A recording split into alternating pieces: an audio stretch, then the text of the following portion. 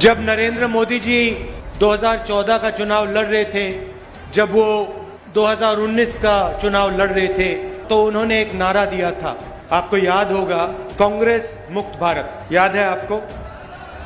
याद है ना? ये कांग्रेस जो है, ये एक संगठन नहीं है, ये एक राजनीतिक दल नहीं है, ये एक सोचने का और जीने का तरीका है। एक तरफ आरएसएस और बीजेपी और दूसरी तरफ कांग्रेस पार्टी, ये दो सोचने और जीने के तरीके हैं। बीजेपी और आरएसएस नफरत की बाजार, कांग्रेस मोहब्बत की दुकान उसी नफरत के बाजार में। तो नरेंद्र मोदी जी अपने संगठन को समझ लिए। नफरत, हिंसा और डर जो आरएसएस और बीजेपी के लोग फैलाते हैं, उसको नरेंद्र मोदी जी समझ गए, मगर कांग्रेस पार्टी को, कांग्रेस की सोच को, कांग्रेस की विचारधारा को नरेंद्र मोदी नहीं समझ पाए, क्योंकि इस देश से मोहब्बत को कोई भी नहीं मिटा सकता।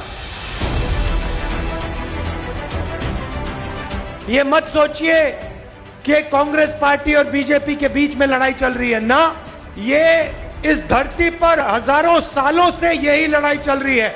वो नफरत फैलाते हैं, हम मोहब्बत फैलाते हैं। वो हिंसा फैलाते हैं, हम अहिंसा फैलाते हैं। वो डरते हैं, हम नहीं डरते हैं।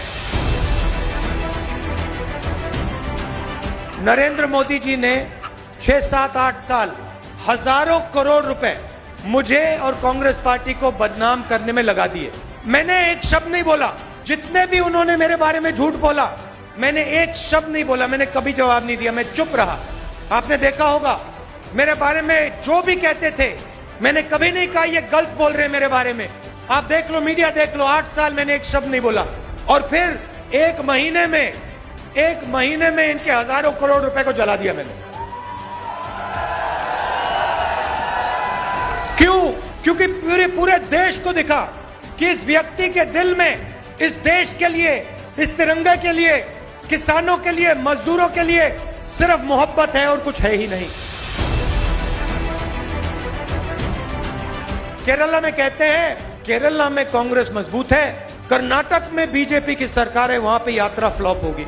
ठीक है, हमने कुछ नहीं कहा। कर्नाटक में आए, कर्नाटक में केरला से ज्यादा बड़ा तूफान, फिर कहते हैं नहीं, कर्नाटका में चल गई, तेलंगाना में मुश्किल आएगी, तेलंगाना में फिर से वैसा ही तूफान, फिर कहते हैं हाँ ठीक है, साउथ में चल गई, महाराष्ट्र में नहीं चलेगी।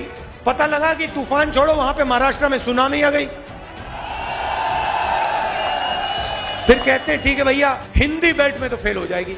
मध्य प्रदेश में आए, वो महाराष्ट्र से बड़ी सुनामी चल गई, राजस्थान में उससे भी जबरदस्त, हरियाणा में तो कोई जवाब ही नहीं है।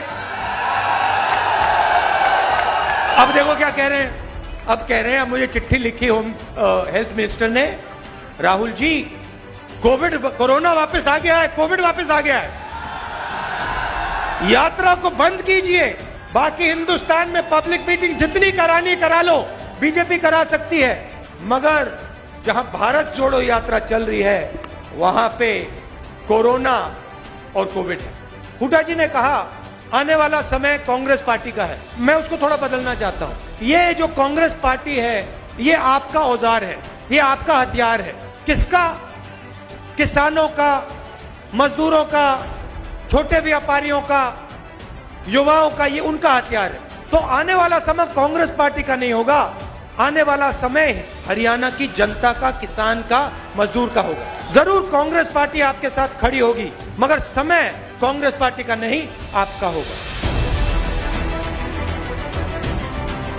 क्या सपना देखा था आपने मैन्युफैक्चरिंग सेंटर का, चाइना के साथ कंपटीशन का सपना आपने देखा, सारा का सारा बर्बाद हो गया, खत्म हो गया।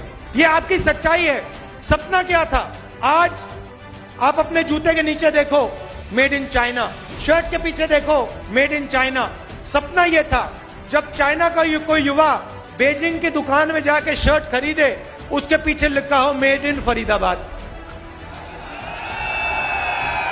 वो पूछे भैया ये फरीदाबाद क्या है, ये कौन सी जगह है? ये था सपना आपका, और यही सपना हमें पूरा करना है, क्योंकि अंत में 21वीं सदी के दुनिया में हिंदुस्तान को चाइना के साथ कंपटीशन करना ही होगा और चाइना को कंपटीशन में हराना होगा। मनरेगा ने डर मिटाया मनरेगा ने मजदूरों के दिल में। जब हमने किसानों की कर्जा माफी की, डर मिटाया। जब जमीन अधिग्रहण बिल लाए, डर मिटाया। नोटबंदी ने डर मिटाया। गलत जीएसटी ने डर मिटाया। कोविड के समय इन्होंने जो किया उससे डर मिटा। जब किसान को बीमा नहीं मिलता, डर मिटता है। ये तो इनकी सारी की सारी पॉलिसीज डर फैलाने की पॉलिसीज। ये चाहते हैं कि किसान, मजदूर, युवा सबके दिल में डर हो, क्योंकि वो उस डर को नफरत में बदलते हैं। अगर इस देश में डर नहीं है तो इस देश में नफरत नहीं हो सकती।